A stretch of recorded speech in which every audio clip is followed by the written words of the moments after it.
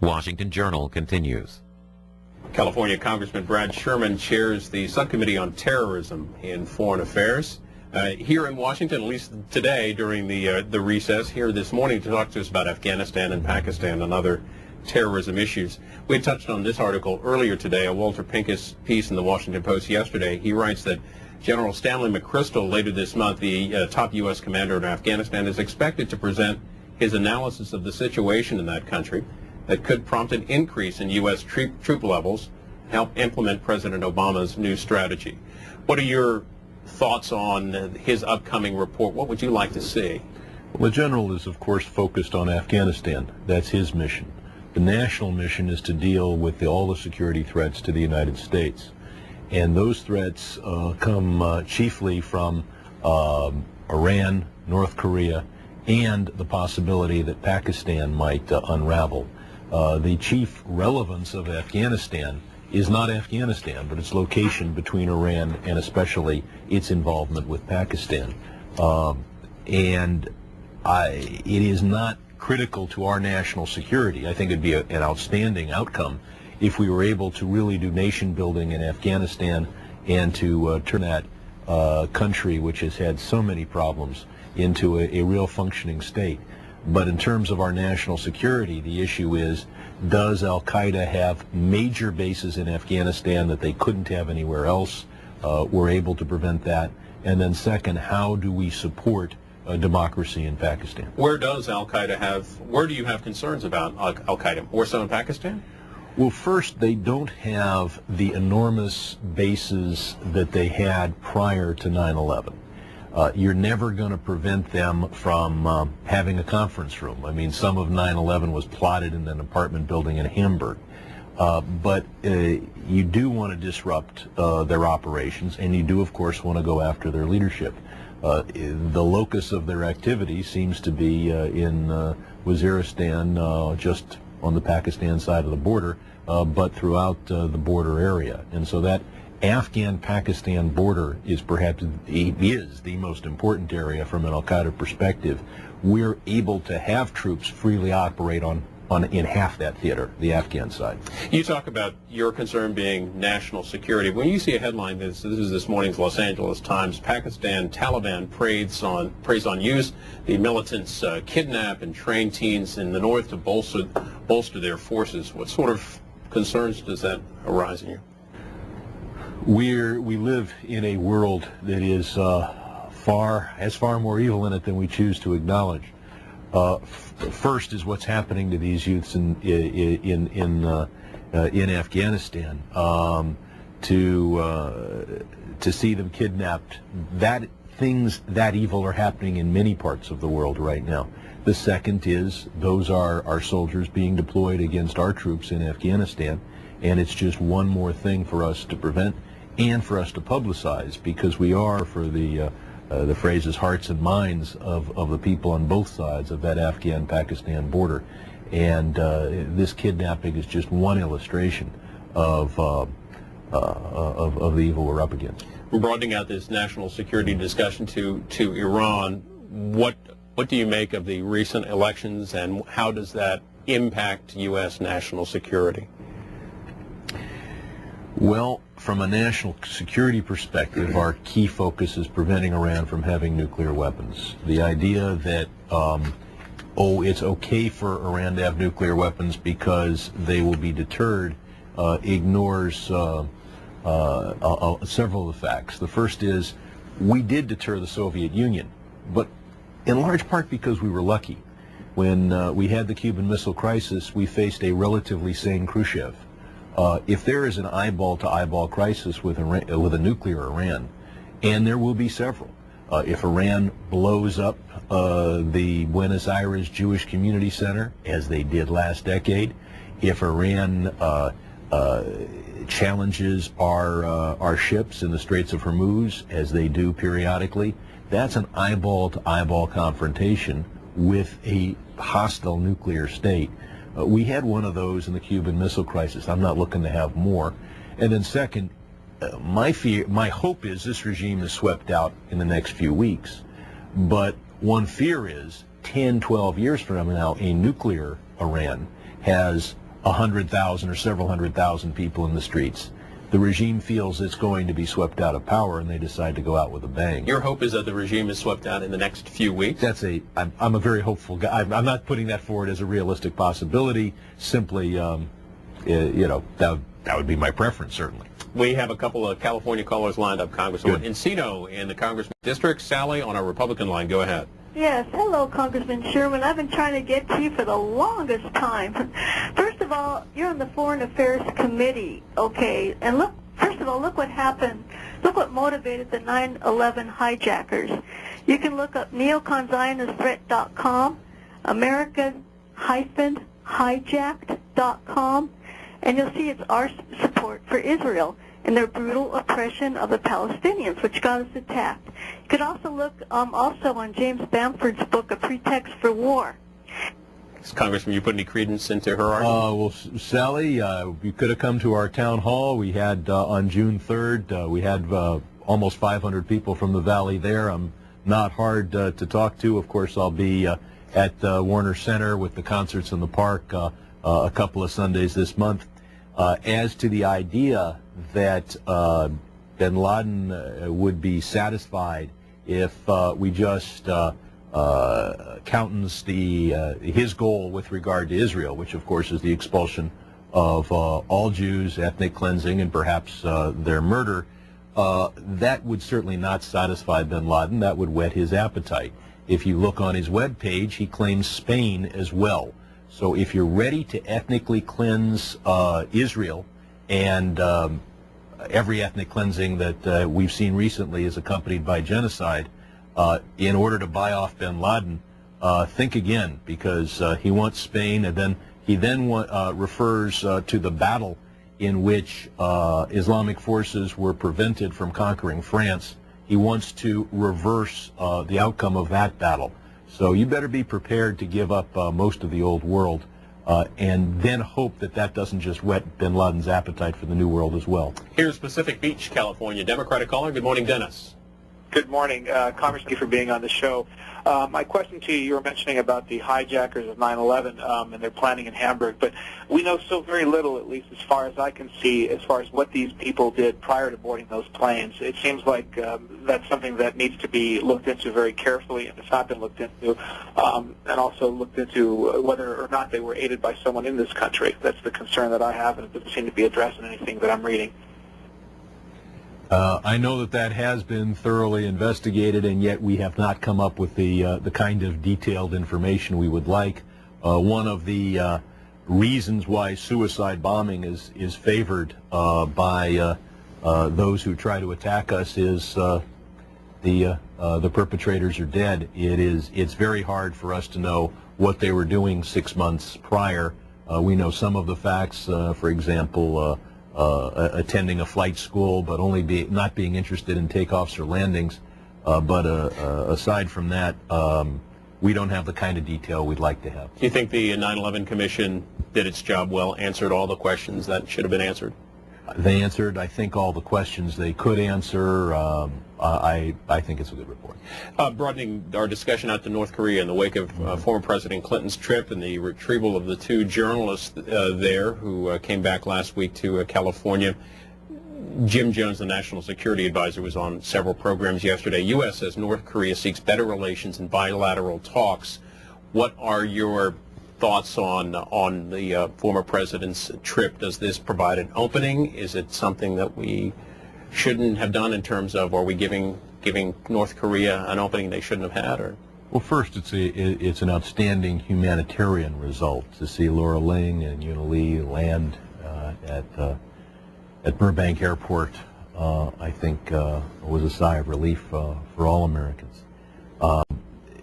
It's clear that there were discussions between Kim Jong-il and President Clinton.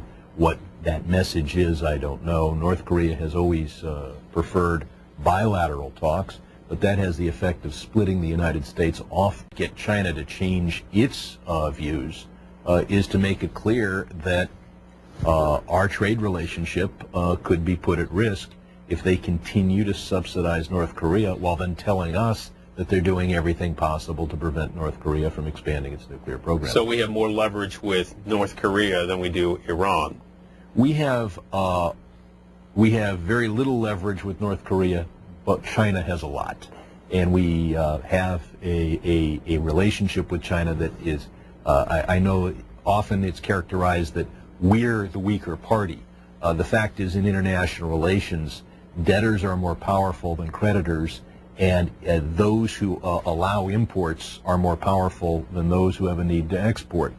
It's an exact reversal of the relationships we have in our economic lives. Our banks can foreclose on our houses if we don't pay. In international affairs, the debtor is immune from foreclosure. Strictly on the nuclear program, so which country causes you more concern, Iran or North Korea? Iran, because they're ambitious. North Korea seeks only to exist, maybe make some money here or there. Iran clearly wants to affect world affairs. You have a country that has conducted bombings as far away as Argentina. You have a country that wants to spread its view, and the messianic views of some of the leaders, particularly around Ahmadinejad, are particularly worrying. You would expect Iran to try to affect events very far from its borders, and every one of those efforts could lead to a confrontation with us. Let's hear from La Crosse, Wisconsin. Bob on a Republican line. Go ahead. Good morning, sir. Good morning. I have a question about literacy in the Afghan area. Wouldn't nation building be easier if people were literate as opposed to, just people being told what somebody wants them to hear?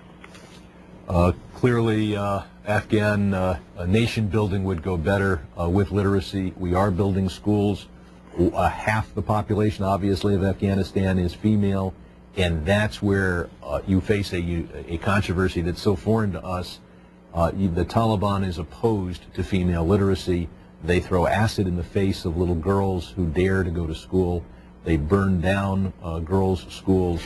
And so that's just one of the problems we face in trying to build Afghanistan as a nation and to build up literacy. Admiral Mullen touched on that last week in an interview with the Washington Times. He writes about his trips to Afghanistan. He said, what I do see, and I've seen over the last 2 years, is something that I call a culture of poverty. And isn't that just it isn't just that we've under-resourced it. We've under-resourced it for a significant period of time. So, in your view, is what's needed more in Afghanistan is a civilian effort, a civilian surge, for lack of a better term, rather than more troops on the ground? Well, if your goal is to create an Afghanistan that is moving forward as part of the modern world, you clearly need more in the way of a civilian effort, but those civilians have got to feel secure. So for every agronomist, you need a squad of troops to make sure you don't have a dead agronomist. So security may be the most important thing, and then you're talking about the schools, you're talking about the improving the crops, and hopefully providing a substitute crop for the poppy that is grown under Taliban protection. In your role as a subcommittee chair on terrorism, how often do you visit places like Pakistan, Afghanistan? I make very few foreign trips, and I've sat down more than once and decided that I can learn probably a bit more. And this is a close call for me because there are so many of these trips that I could either lead or join, and you get so little time to read and study that to give up that time minute per minute, I think I learn more behind my desk, in large part also because the same foreign leaders that I would meet on a foreign trip join us at the Capitol.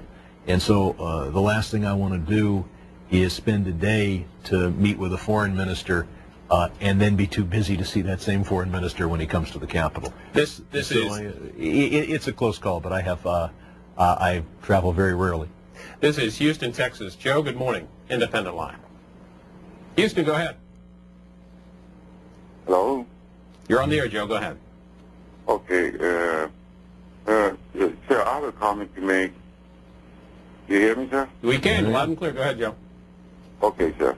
After 9/11, from what I know, most of the people that they were involved in the hijacking, they were from Saudi Arabia and Jordan. That was your own allies. You don't tell, you're not telling the truth. Instead of going and making nation building, you can strike the terrorist bases by talking to the government. Everything immediately is caused by Saudi Arabia and Israel. Saudi Arabia funding the Sunni in Iraq and a lot part of that part of the war. Thank you, Joe. The role of the Saudis in 9/11.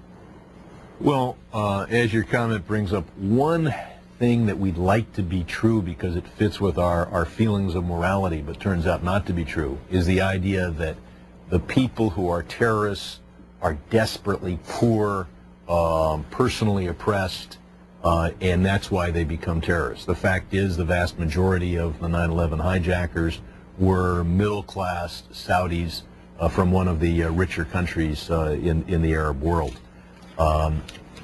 Saudi Arabia funds an awful lot of things around the world that are very dangerous to the United States.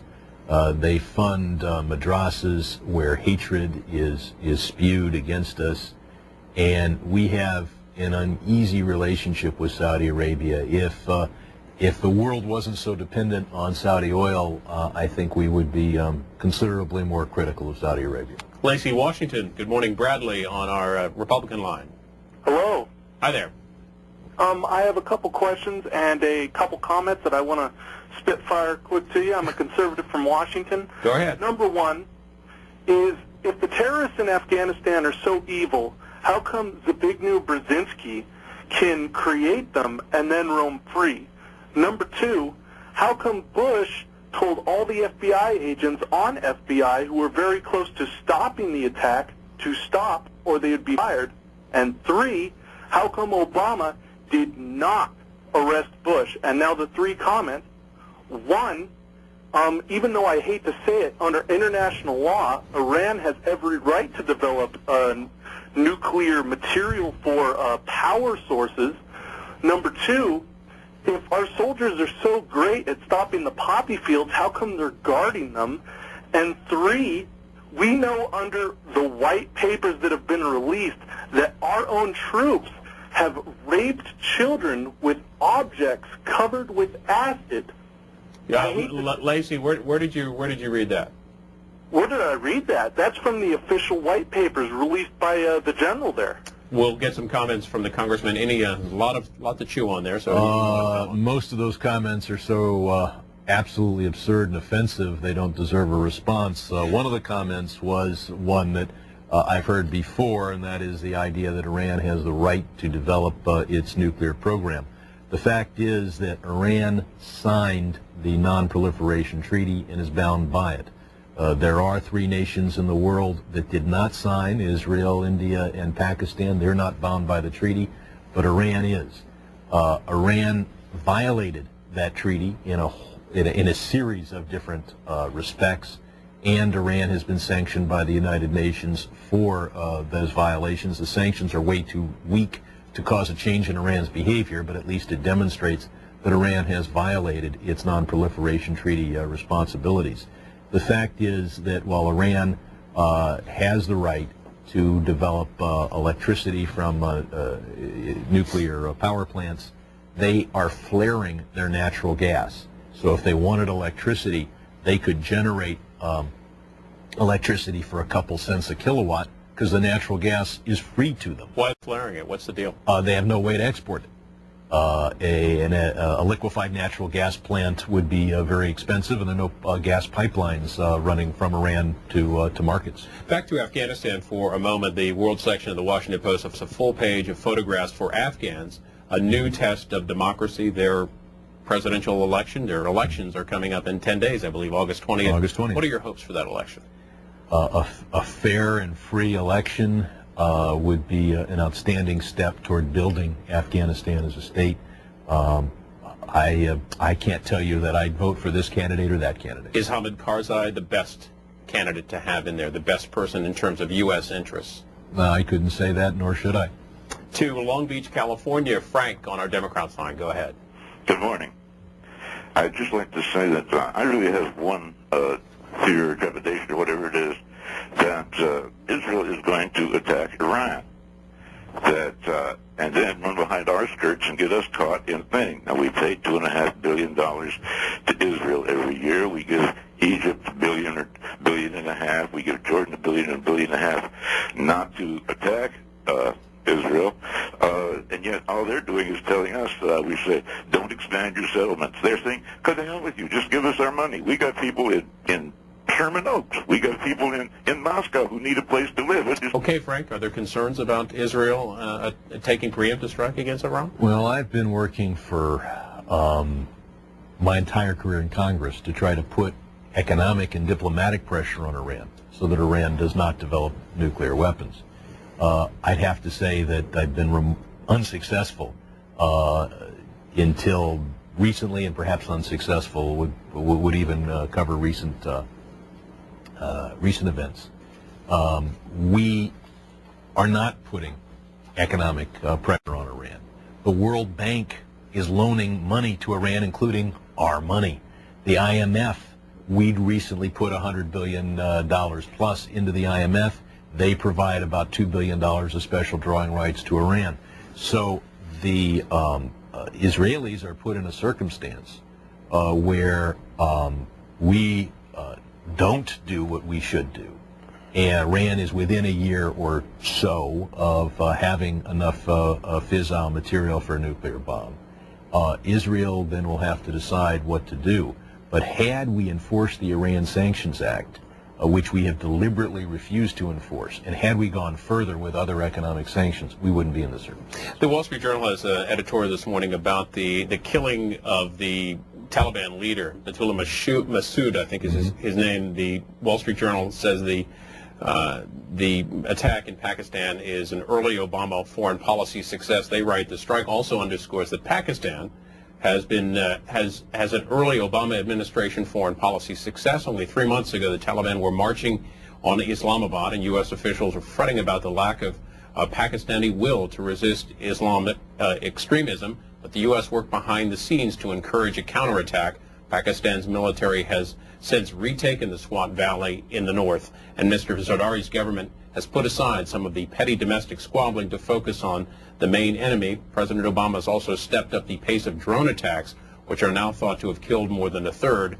of the top Taliban leaders. And yet, just a short while ago, those drone attacks were a source of some concern between the U.S. and Pakistan. They still are a concern, and yet we see the success. Here's the individual most responsible for the death of Benazir Bhutto, a martyr to the goal of a prosperous and Pakistan. And we're only 99% sure that the missile got Masood, but that is a major step. It seems to have already caused the Pakistani Taliban to fray at the top, and is a major success. As to those drone aircraft, I've long been pushing to provide drone aircraft to the Pakistani military, so that when drone aircraft are used, it is unclear whether they were operated by Americans or operated by Pakistanis. That would both give Pakistan a military weapon that it doesn't have now, but just as importantly, it would limit the political damage for when we use drone aircraft. Who has to okay that? If you're pushing it, is that something that Admiral Mullen okays, or how's that work? Well, ultimately, the administration and the State Department would okay that. There are discussions of exactly how the training would take place. I think most people have now accepted the goal, but it hasn't quite happened. Has Pakistan asked for that? Oh, yes. Here's Golden Meadow, Louisiana. Good morning to Dustin on a Republican line. Hello, how you doing? Go ahead, Dustin. We're fine. Mm-hmm. Yeah, I've two questions I would like to ask. About 3-4 weeks ago, the two main things is North Korea and Iran. Iran and most of the terrorists in the world come out of Iran, and North Korea is just bullying the U.S. around. The thing I'd like to say is about 3 to 4 weeks ago, they had that ship coming from Iran. We had a destroyer following it, and it was supposed to board the ship. And all at the same time, they had the election in Iran, and they had chaos all over Iran. It seemed like to me it would have been a perfect time for Obama to do some kind of action and maybe do away with them two threats. And that was been done. It just makes the U.S. look like they could be bullied around. All right, we'll get an answer. Thanks for the call. I think the caller is right. The two threats that we face are North Korea and Iran. We are taking action, but this is not something where one bold, courageous, well-planned military action is a wonderful solution. I think that we could do far more on the economic and diplomatic front than we have done, but the idea that this is the kind of problem you can solve in 2 weeks if you just do the right thing, it's much tougher than that. How does this work from sort of a practical standpoint in terms of General McChrystal comes back with a report saying we need maybe X number of troops, we need this, we need that. Congress is already working on its budgets for 2010. Will this require additional budgeting if once this report comes out?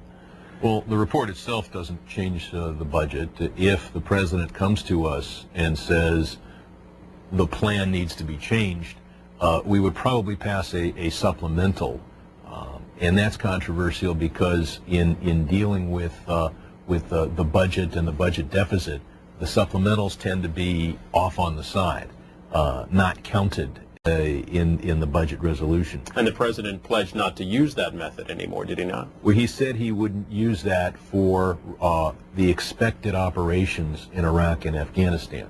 Whether he would use it for some change, I don't think the general would be asking for, and I don't think he'll receive something that is way out of bounds compared to what we're budgeting for the two wars. Got one more call for you. Okay. Kennesaw, Georgia. Good morning, Samantha on our Independence line. Hi. Good morning. Congressman, I was under the assumption when I voted for Barack Obama that the Democrats understood that the reason we were voting for the Democrats was to get out of Afghanistan and Iraq. And I'm wondering if your committee is aware of the suicide rates and the alcohol use and drug use of the troops and the percentages that they are. And her comments in line with an emailer who asks us what's the end game in Afghanistan.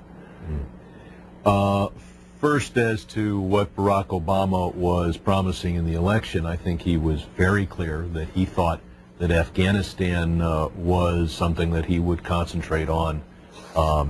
And so I don't think anybody should be fooled or surprised that we're not currently withdrawing from Afghanistan. As to the end game, I think we're going to be in Afghanistan for a long time. The question is at what level and with what objectives.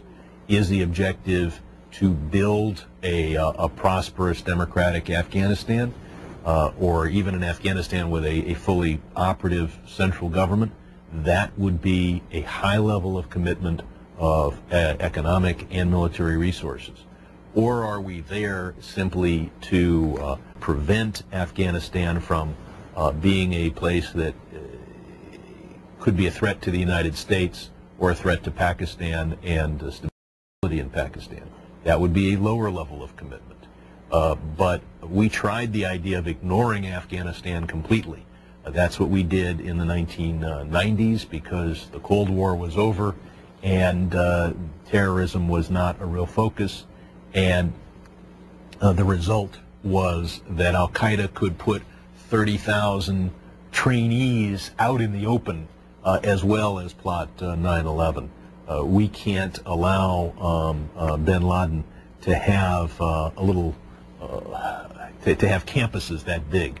And hopefully we can push him further, deeper into a cave. Congressman Brad Sherman represents a good chunk of the San Fernando Valley in California. Thanks for joining us this morning. Good to be with you, Bill.